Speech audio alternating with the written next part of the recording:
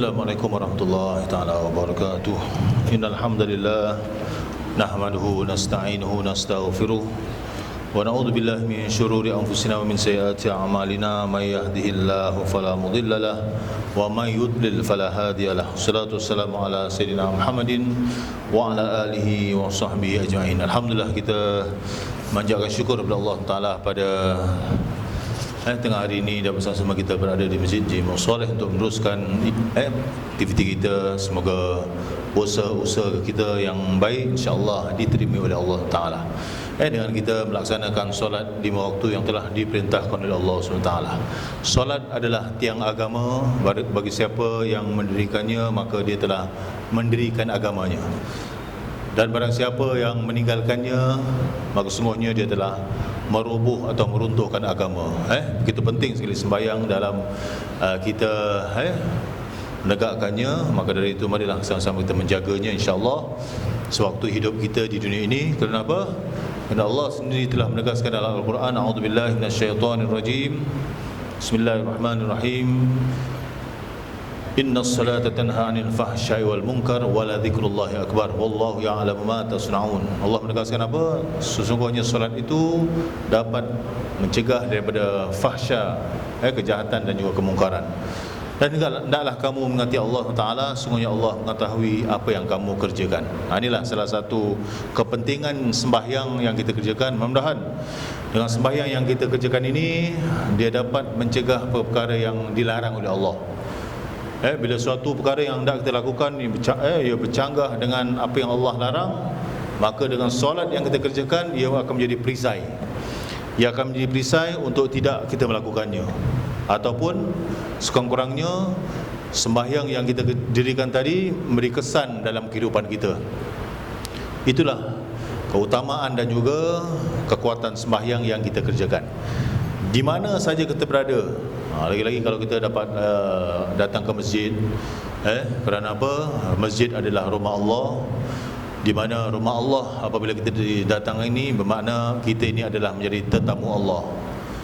Jadi bila kita ini disebut sebagai tetamu Allah, maka Allah SWT akan memberikan kebaikan-kebaikan ganjaran yang terdapat dalam rumah Allah. Lagi-lagi kita solat fardu ni secara berjemaah, masya-Allah, makin ramai jemaah, makin besar fadilat yang kita kerjakan. Jadi janganlah kita rasa macam apa, walaupun kita, kalau kita nak fikirkan aku boleh rehat 1 jam. Ada orang ambil kesempatan tidur. Kerana apa? 1 jam tu untuk masa dia berehat. Tapi kita, alhamdulillah, kita gunakan masa 1 jam tadi, kita datang ke masjid untuk melaksanakan solat berjemaah. Maka Allah SWT akan memberikan pertolongan kepada kita insya-Allah. Kerana apa? Kerana di waktu hidup kita ingat kepada Allah, di waktu kita susah Allah akan ingat kepada kita. Jadi kadang-kadang manusia bila dia dalam keadaan susah, baru dia menghadap Allah, baru dia jumpa dengan tok imam ataupun orang-orang alim. Sedangkan dia sendiri boleh berusaha untuk langsung mohon pada Allah Subhanahu Wa Taala. Inilah hubungan kita dengan Allah Subhanahu Wa Taala, seperti mana Allah menegaskan dalam Al-Quranul Karim, a'udzubillahi minasyaitonirrajim, in yansurullah yansurkum wa yuthabbits aqdamakum. Jika kamu bantu ataupun menegakkan, menolong agama Allah, salah satunya adalah solat 5 waktu, puasa pada bulan Ramadan, haji ke Baitullah, kita kerjakan atas dasar kenapa? Kita lakukan ni adalah untuk menegakkan agama Allah. Maka Allah kata, in yansurullah yansurkum, pasti Allah akan bantu dan menolong kamu. Kita dalam kehidupan yang penuh mencabar ini, lagi-lagi dalam kita mengharumi kehidupan ini, banyak sekali cabaran dan juga godaan yang kita hadapi. Salah satunya adalah syaitan yang tidak kita lihat, namun dia dapat lihat kita. Itulah kekurangan kita. Kalau kita nak tanya tuan-tuan haji sekalian, ada tak sini yang boleh nampak syaitan? Kalau dia cakap saya nampak syaitan, minta jangan dinampakkan. Kerana apa? Kerana tak disuruh pun. kerana keadaan wajah iblis dan syaitan tu dalam keadaan hodoh. Yang kita nak lihat apa? Orang-orang yang soleh. Jadi sebab itu Allah Taala memerintahkan kita fasta'iz billahi minasyaitonir rajim, maka mohonlah pertolongan dari Allah Subhanahu Wa Taala daripada syaitan yang direjam. Jadi bagaimana kita nak mohon pertolongan? Tentu sekali melalui pertolongan Allah Subhanahu Wa Taala. Itulah yang dikatakan solat yang kita kerjakan, puasa yang sebagai perisai hidup kita, bacaan Al-Quranul Karim, segala amal ibadah, amal soleh yang kita kerjakan ini adalah menjadi benteng perisai kita. Sama ada kita waktu hidup ataupun kita setelah kita meninggal di alam ini. Bila seorang tadi sudah atau meninggal dunia, semua akan berpisah daripadanya. Dulu kalau dia cakap, bang, saya hidup semati. Betul? Bintang bulan bintang jadi saksi. Ataupun erti kata yang lain, dia cakap apa? Pokok pisang menjadi saksi juga. Itu kata si isteri kita. Si suami pun memang I love you, you love me. Jadi saling cinta. Ini tidak salah. Memang kita disuruh sayang menyayangi kepada isteri kita yang halal lah. Yang telah Allah kurniakan kepada kita, yang Allah anugerahkan kita, dan kita juga menikahi isteri kita secara sah dengan menyebut kalimah Bismillahirrahmanirrahim, aku terima nikahnya. Betul? Jadi dengan kalimah yang kita ucapkan Bismillahirrahmanirrahim, menunjukkan Allah menjadi saksi tu, di samping dua saksi yang telah ada.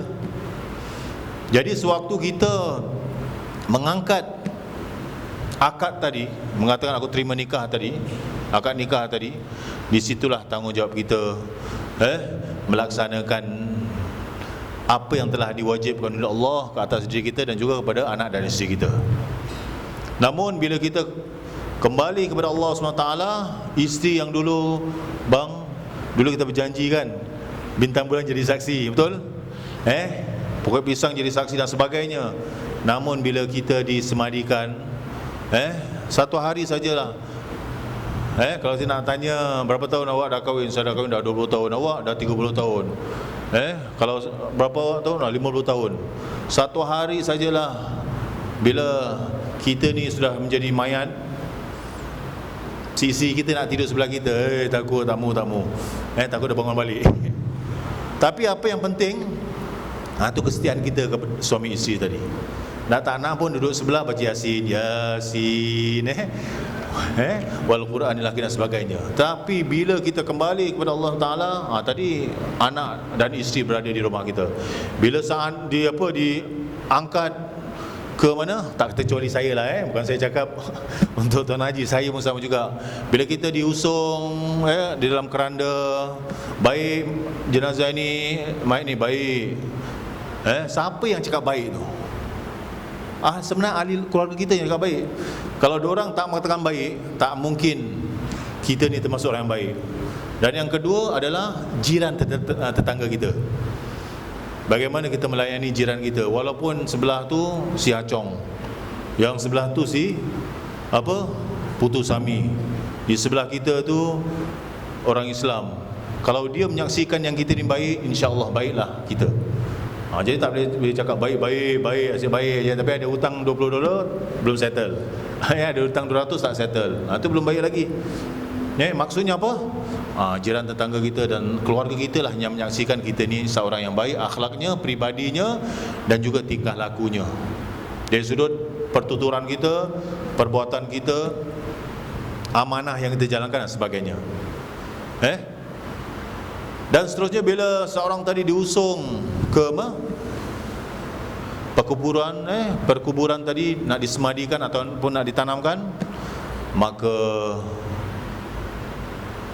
di sana kalau kita lihat isteri, anak-anak, kawan-kawan masih bersama-sama kita. Tadi kalau ada bangle emas dikeluarkan. Kalau ada dia pakai cincin swasta, jam Rolex, semua dikeluarkan. Cuma kalau tak boleh keluarkan gigi emas. Pasal dah melekat. Dulu kan orang-orang suka pakai gigi emas, pun dikeluarkan. Harta yang ada semua ditinggalkan. Apabila seorang tadi dah disemadikan dalam perkuburan, harta semua dah ditinggalkan, tinggallah anak dan isteri. Berapa lamalah dia boleh tunggu di kubur?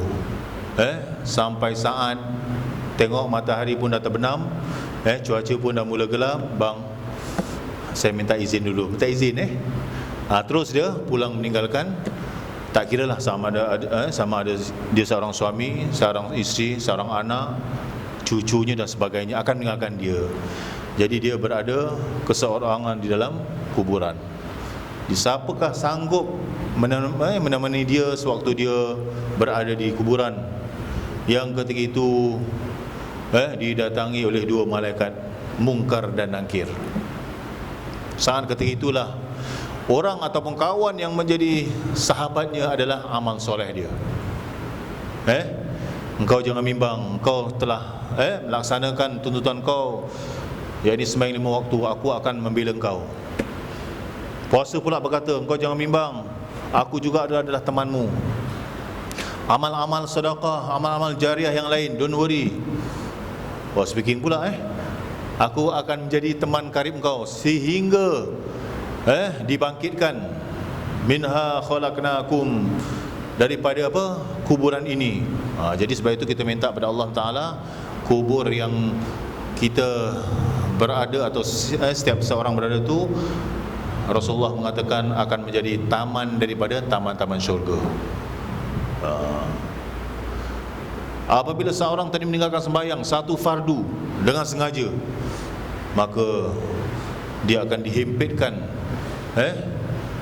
bumi tadi hingga hancur tulang belulang. Dia akan dibakar di dalam api neraka tadi, dan datang seekor ular yang bernama Suzaul Aqra yang akan menyengat dia, panjangnya sejauh 500 tahun. Masya Allah, menyiksa siang dan malam kerana dia meninggalkan solat. Itu belum lagi dosa-dosa besar yang dilakukan. Kalau dia waktu hidupnya pernah melakukan zina, dia tidak bertaubat, dia tidak berpuasa, dia tidak mengeluarkan zakat, dia wajib menunaikan haji tapi dia tidak menunaikan, dia tidak bertaubat kepada Allah SWT, selagi itu Allah akan mendatangkan azab-azab yang pedih. Jadi kita mohon kepada Allah SWT lah, semoga kita ini ditetapkan iman dan Islam kita hingga ke akhir hayat. Itulah permohonan doa kita setiap masa, dan kita mohon kepada Allah kita mati dalam husnul khatimah. Itu yang kita minta. Jadi itulah sebagai seorang mukmin tadi, semua harta dan juga anak dan isteri kita akan meninggalkan kita. Jadi sebab itu waktu kita hidup ni sebaik-baiknya bila kita ada kelebihan sikit, bukan pun banyak, kalaupun harta kita ada 1,000, dikeluarkanlah 2.5% daripada harta yang kita miliki. Contohnya Allah pun mengatakan wa mimma razaqnahum yunfikun, dan sebahagian daripada rezeki yang kami berikan, yang Allah berikan tu, hendaklah kamu yunfikun, infakkan ataupun sedekahkan. Kerana orang yang sedekahkan di waktu hidupnya itu lebih baik daripada selepas dia kematiannya. Kerana dia pun mungkin kalau di hidup dia tak keluarkan, tapi terpaksa dikeluarkan. Kerana apa? Kerana keluarkan kerana nak disedekahkan, bahagikan secara faraid. Jadi harta yang kita tinggalkan ni sebenarnya bukan harta kita, harta kepunyaan orang lain, anak kita, isteri kita. Tapi bila mana kita ada harta ni, kita infakkanlah jalan Allah. Itulah harta yang kita akan bawa nanti sehingga menarik nafas, sehingga kita berjumpa dengan Allah SWT. Kenapa? Kerana Allah SWT akan bertanyakan 4 perkara. Salah satunya umur yang kita miliki, apakah yang telah kita gunakan, dan usia muda kita, ke mana kita manfaatkan. Yang ketiga, ilmu yang kita perolehi, sama ada kita pelajari atau tidak, itu juga akan ditanya oleh Allah, dan adakah kita amalkan. Dan yang keempat, harta yang kita miliki, dari mana kita perolehi dan bagaimana kita menggunakannya. Perolehi satu hal, mengguna satu hal. Jadi ini semua akan ditanya oleh Allah Subhanahu Wa Taala.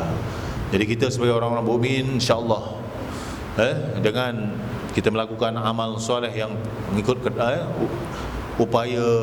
upaya kita, insya-Allah Allah sentiasa akan bantu kita.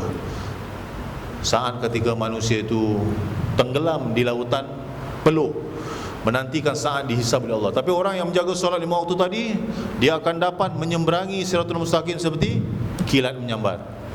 Ada orang nak melalui Siratul Mustaqim tu lebih tipis daripada rambut dan lebih tajam daripada pedang. Cuba bayangkan, kalau dikasih ahli sarkis pun jalan mesti jatuh punya.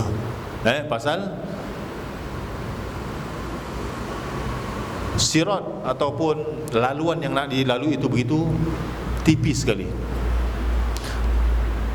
Ada di antara mereka yang jalan seperti jalannya orang berjalan.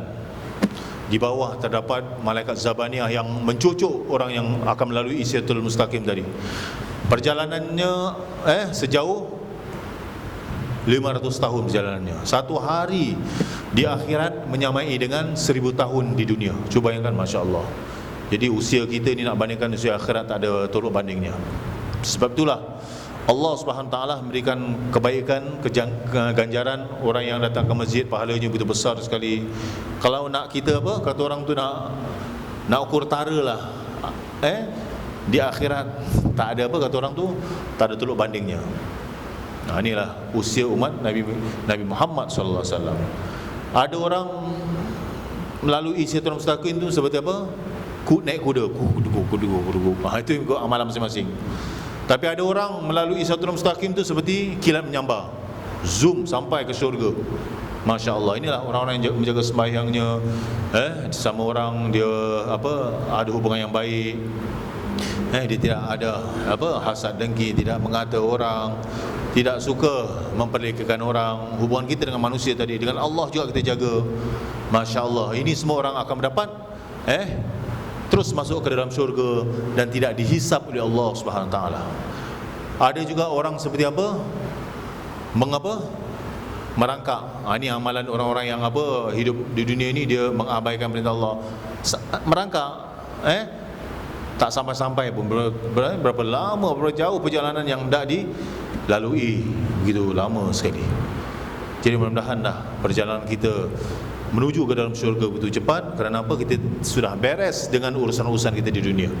Pastikan urusan kita di dunia ini beres. Saya mengingatkan diri saya dan sekalian jemaah sekalian, marilah sama-sama kita hidupkan nilai-nilai yang baik sewaktu kita berada dalam dunia ini. Sebab itu Rasulullah selalu mengingatkan kepada kita tentang 5 perkara. Ightanim khamsan qabla khamsin. Rebutlah 5 perkara sebelum datang 5 perkara. Ini selalu kita dengar. Lagu kumpulan Raihan pun ada sebut, betul? Demi masa. Suara saya pun dah tak inilah sekung Raihan. Tapi macam mana pun kita mengambil pengajaran tentang lagu nasyid tu, 5 perkara tu apa? Salah satunya syababaka qablal haramik. Di waktu muda kamu sebelum datang tua kamu. Ada orang amalnya banyak, ibadahnya banyak, kebaikan banyak, tapi sampai di akhirat bankruptcy pula. Apa pasal? Engkau amal juga, engkau mengumpat orang, mengumpat juga, engkau buat baik juga, tapi engkau pinjam 400 tak settle. Engkau buat baik juga, tapi dengan ibu engkau tidak taat. Ini semua jadi bankruptcy. Di waktu hidup muda kita tu, muda sebelum datang tua kita. Tapi kalau kita istiqamah dalam melakukan kebaikan waktu muda, insya-Allah walaupun kita tak mampu, mungkin kita sakit ke apa, dicatat juga oleh Allah Taala, oleh para malaikat. Kita hendak dari muda sampai ke tua. Kita tak nak rajin muda, bila pertengahan je dah berasap, masuk angin keluar asap. Kita tak nak. Kenapa? Mungkin rasa jemu pula. Jadi ibadat ni jangan jemu.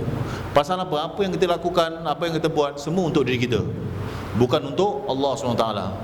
Seandainya seluruh umat manusia di dunia ini beribadah kepada Allah, tidak akan menjejas kerajaan Allah SWT. Ataupun kalau seluruh umat manusia ini melakukan kejahatan, kemaksiatan, kemungkaran, pun tidak menjejas kerajaan Allah SWT.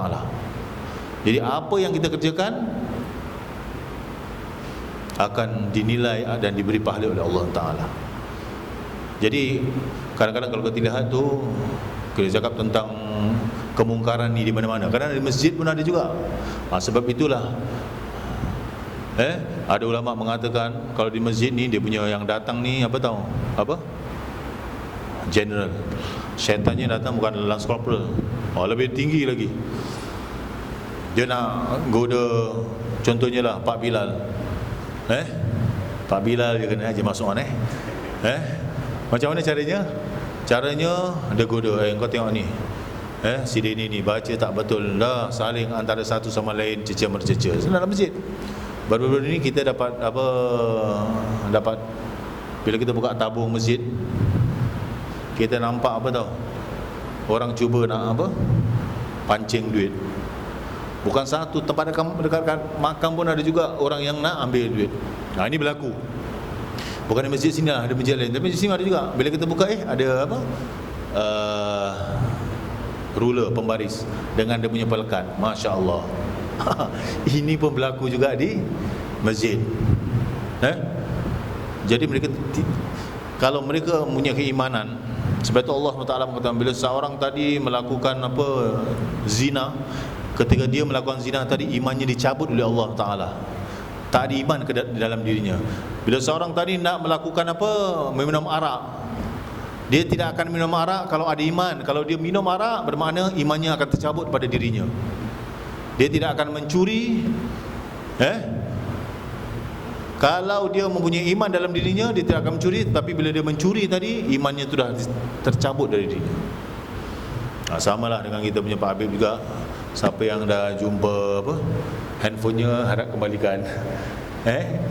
Handphonenya pun lagi not 2. Ini contoh. Bila di telefon mula drink, telefon yang kedua kali terus dimatikan. Ini contoh-contoh yang berlaku lah, yang kita ambil tentang kehilangan perlu dikembalikan. Kalau kita jumpa sekalipun duit, kita tak boleh ambil. Kita kena istiharkan dan kena simpan sampai 1 tahun. Tak ada orang claim, itu pun nak kena istiharkan lah.